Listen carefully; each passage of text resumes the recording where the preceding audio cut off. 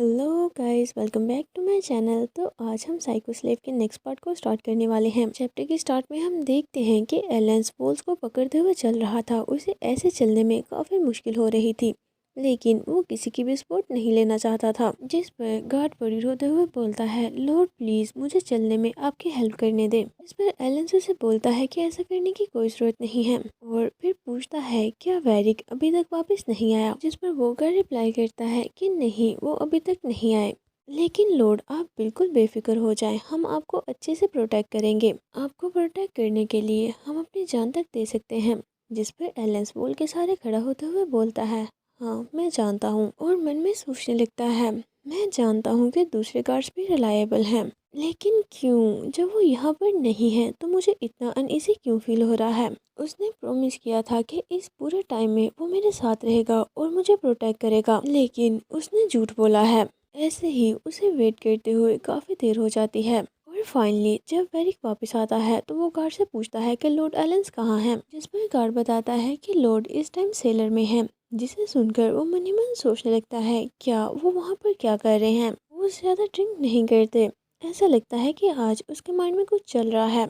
और फिर वो एक लैंप लेकर अंडरग्राउंड सेलर की तरफ जाने लगता है। जैसे ही वो रूम का डोर ओपन करता है तो वो देखता है कि उस रूम में बहुत सी वाइन्स की बोतल इधर उधर फैली हुई थी, और एलेंस एक साइड पर सिमट कर बैठा हुआ था, जिसकी हालत काफी ज्यादा खराब लग रही थी। और वो कंटिन्यूसली ड्रिंक पे ड्रिंक किए जा रहा था। जिसकी ऐसी हालत देखकर वेरिक काफी ज्यादा घबरा जाता है और जल्दी से आगे बढ़कर उसके हाथ से वाइन की बोतल पकड़ते हुए पूछता है, तुम ऐसे नीचे क्यों बैठे हुए हो। और उसके पैरों की हालत देखते हुए पूछता है कि तुम्हारे शूज कहाँ गए। जिस पर एलेंस आहिस्ता से बोलता है कि तुम्हें याद था कि तुम्हें वापस भी आना है। जिसे सुनकर उसे काफी बुरा लगता है और दुखी होते हुए उसे बोलता है, ये सारी मेरी गलती है। फ्लोर बहुत ठंडा है, चलो आओ मैं तुम्हारी उठने में हेल्प करता हूँ। वो ये बोल ही रहा था कि इतने में एलेंस उसके कॉलर से पकड़कर उसके बिल्कुल क्लोज आकर उससे पूछता है, क्या तुम दोबारा से होली चाइल्ड से मिलने चर्च गए थे।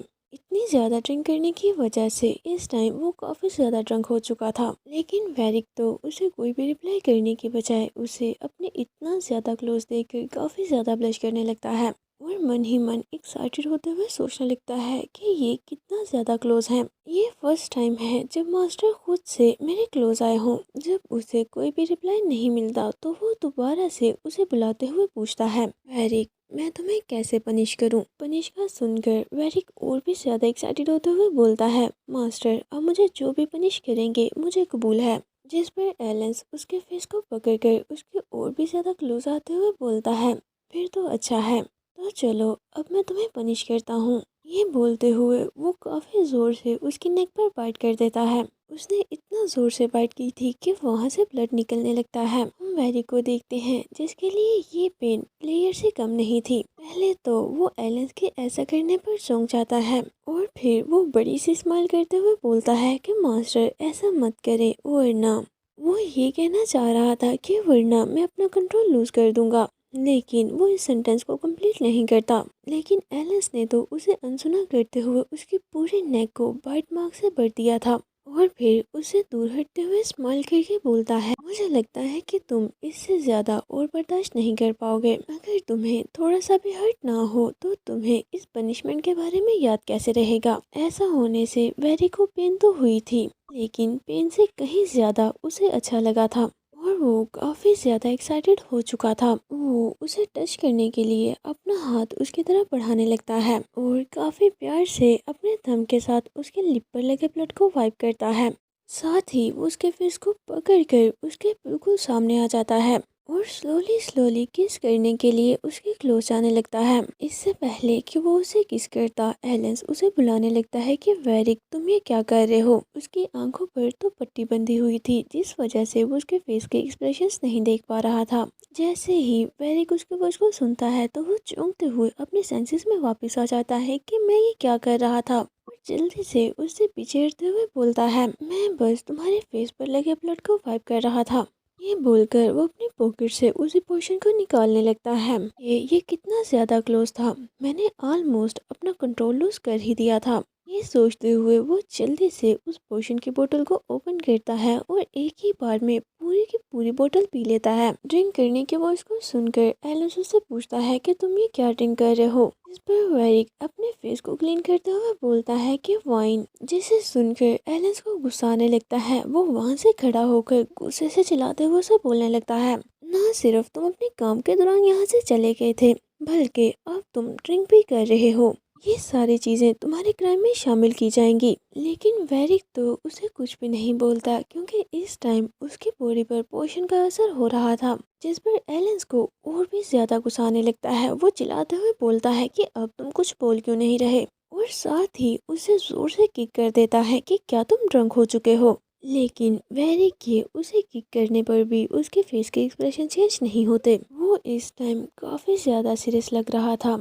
जैसे ही एलिस ने उसे किक किया था तो उसने उसके पाँव को पकड़कर उसे अपनी तरफ खींच लिया था, जिस वजह से एलिस नीचे गिर जाता है और वो चिल्लाते हुए उसे बुलाने लगता है कि आखिर तुम ये क्या कर रहे हो। लेकिन वेरिक तो फौरन ही उसके बिल्कुल सामने आकर सीरियस टोन के साथ बोलता है, मास्टर मुझे माफ करना, अब मैं और ज्यादा कंट्रोल नहीं कर सकता। ये बोलते ही वो फौरन से उसे अनड्रेस करने लगता है, जिस पर एलन चिल्लाते हुए उसे बोलता है, तुम ये क्या कर रहे हो, मुझे अभी जाने दो। लेकिन वेरिक तो उससे पीछे हटने की बजाय उसके और भी ज्यादा क्लोज आ रहा था। वो उसे खुद से दूर पुश करने का ट्राई करता है, लेकिन उससे ऐसा नहीं हो रहा था, क्योंकि इस टाइम वो काफी ज्यादा ड्रंक था, जिस पर वो मन ही मन खुद पर ही गुस्सा करने लगता है कि डैम इट, मुझे इतना ज्यादा ड्रिंक नहीं करना चाहिए था।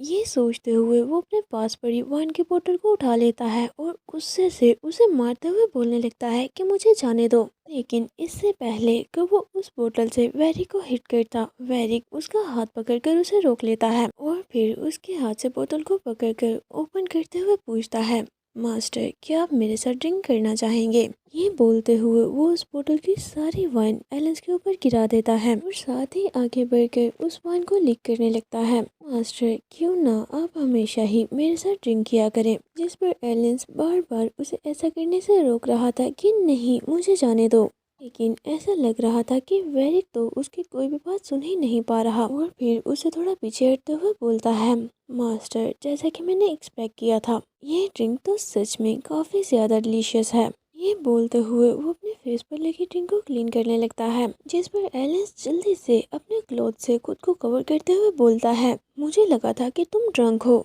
लेकिन मुझे ये नहीं पता था कि तुम बिल्कुल क्रेजी हो। जिस पर वेरिक दोबारा से उसके बिल्कुल सामने आकर सीरियस फेस के साथ बोलता है, मुझे और भी क्रेजी चीज़ों के बारे में पता है, क्या मास्टर उसे ट्राई करना चाहेंगे। जिसे सुनकर एलेंस काफी ज्यादा घबराने लगता है और घबराते हुए जल्दी से उससे पीछे हटता है, जिससे उसका सर पीछे पड़े वाइन के शेल से टकराता है, जिसकी वजह से वहां से एक बोतल गिरकर टूट जाती है। लेकिन वो तो अपनी कोई भी परवाह किए बिना चिल्लाते हुए उसे बोल रहा था कि मेरे क्लोज भी मत आना। बोतल के टूटने की आवाज़ से बाहर खड़े गार्ड चिल्लाते हुए पूछते हैं, लॉर्ड के अंदर सब कुछ ठीक है, आपको हमारी हेल्प चाहिए। जिसे सुनकर एलेंस थोड़ा चौंक जाता है, लेकिन वेरिक तो अभी भी नहीं रुकता। वो उसे टच करते हुए बोलता है, क्या मैं उन्हें अंदर आने का बोलूं, ताकि वो भी ये देख सकें कि हम दोनों यहाँ किस हालत में हैं। जिस पर एलेंस कुछ सोचने लगता है और फिर उन गार्ड से बोलता है कि यहाँ सब कुछ ठीक है, हम बस एक इम्पोर्टेंट मैटर पर बात कर रहे हैं, जाओ जाकर बाहर गार्ड करो और किसी को भी इस रूम के क्लोज मत आने देना। जिस पर गार्ड यस बोलकर वहां से चले जाते हैं। एलेंस ने ऐसा इसलिए किया था क्योंकि वो नहीं चाहता कि कोई भी उसे ऐसी हालत में देखे और उसकी रेपुटेशन खराब हो। अगर वो इस टाइम किसी लेडी के साथ ऐसी पोजीशन में होता तो कुछ भी नहीं होना था, लेकिन इस टाइम उसके साथ वेरिक था। गार्ड्स के वहां से जाने के बाद वेरिक उससे बोलता है, वो सभी यहाँ से चले गए हैं, तुम्हें यहाँ से कौन बचाएगा। लेकिन एलेंस तो बिल्कुल शांत हो चुका था, जैसे कि वो समझ चुका हो कि अब रेजिस्ट करने का कोई फायदा नहीं है। वो जितना ज्यादा रेजिस्ट करेगा उसके लिए मुश्किलें उतनी ही बढ़ती जाएंगी। एरिक उसे किस करने के लिए उसके क्लोज पड़ते हुए बोलता है, तुमने अभी अभी यहाँ से बचकर निकलने का अपना लास्ट चांस भी बर्बाद कर दिया है। ये बोलते ही वो उसे किस करने लगता है। इसके बाद हम नेक्स्ट डे का सीन देखते हैं, जहाँ पर वेरिक की जब आँख खुलती है तो वो अपने सर पर हाथ रखते हुए उठकर बैठ जाता है। मेरा सर इतना ज़्यादा दर्द क्यों कर रहा है और लास्ट नाइट मैं आखिर कब सोया था। और जैसे ही उसकी नज़र सामने पड़ती है तो अपने सामने का मंजर देखकर उसकी आंखें खुली की खुली रह जाती हैं। उस रूम में चारों तरफ वाइन फैली हुई थी और उस वाइन के बीच एलेंस काफ़ी बुरी हालत में लेटा हुआ था। उसने इस टाइम कुछ भी नहीं पहना हुआ था और उसके पूरे बॉडी पर बाइट मार्क्स थे। वेरिक जल्दी से उसे उठाने लगता है कि मास्टर मास्टर उठ जाएं।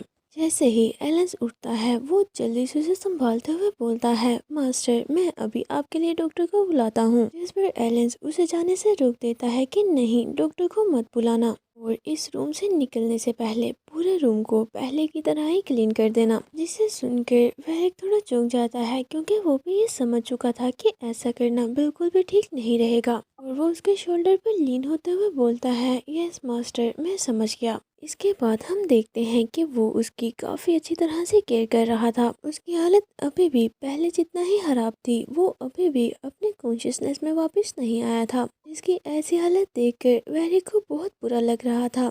उसके हाथ को पकड़कर उस पर किस करते हुए बोलता है, मास्टर मुझे माफ़ करना। जब एक बार आप ठीक हो जाओगे तो आप मुझे जो चाहे वो पनिश कर सकते हो, लेकिन प्लीज़ मास्टर मुझे खुद से दूर मत करना। वो ये बोल ही रहा था कि इतने में एलेंस नींद में काफ़ी ज़्यादा घबराने लगता है, जैसे कि उसने कोई हॉरिबल नाइटमेयर देखा हो। वो नींद में बार बार वेरी को बुलाने लगता है, जिसकी ऐसी हालत को देखकर वेरी काफ़ी ज़्यादा घबराने लगता है कि मास्टर मैं यही हूँ, आप क्या कहना चाहते हैं। इतने में एलेंस नींद में ही रोने लगता है और रोते हुए बोलता है, वेरी प्लीज़ मत जाओ। जिसे सुनकर वेरी कंफ्यूज होते हुए उसकी तरफ देखने लगता है। उसे तो इस बात पर बिल्कुल भी बिलीव नहीं होता कि एलेंस भी उसे अपने पास रखना चाहता है। तो चलिए गाइस, इसी के साथ आज का ये चैप्टर यहीं पर एंड होता है। अगर आपको ये वीडियो अच्छी लगी है और आपने इस वीडियो को यहाँ तक देखा है तो प्लीज़ इसे लाइक कर दें और साथ ही साथ मेरे चैनल फन एक्सप्लेनेशन को सब्सक्राइब भी करें। तो चलिए मिलते हैं आपसे नेक्स्ट वीडियो में। Until next video, take care of yourself and bye bye.